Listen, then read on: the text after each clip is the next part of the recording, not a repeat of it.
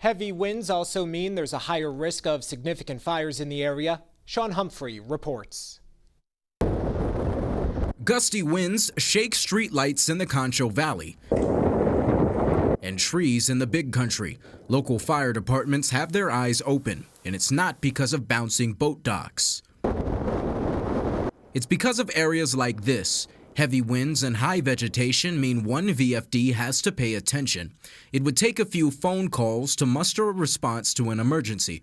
Being on the volunteer side, it is a little bit different because we don't have personnel at the station every hour of every single day. Every day we usually talk to somebody, hey, I'm available this day from this time to this time. Hey, I'm going to be unavailable this weekend. Dry and windy conditions don't necessarily mean a fire is guaranteed, but with 50-mile-per-hour gusts, a simple spark could quickly become a nightmare. With the winds being as strong as they are, I mean, if we do get out on a wildfire and we're trying as hard as we can and we have strong winds that are against us pretty much, it's going to push that fire into unburned parts. Even with the high risk in mind, meteorologists say the situation is a little bit more favorable than it was months ago. The good thing is that a lot of vegetation out there is fairly green or not too bad for this time of year, and so that doesn't necessarily support the fire spread as much as maybe we see during the late summer. And without a fire, heavy winds can still present a problem: false alarms.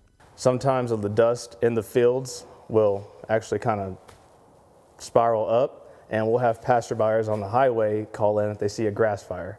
And with limited resources, Justin Nava says it's important that drivers pay close attention to what they're actually seeing. They're good intent calls, but just make sure you know what you're calling in. That way we're not having to leave work, come to the firehouse, drive out on the highway, and see that it's just dust in the air. Sean Humphrey, Fox West Texas.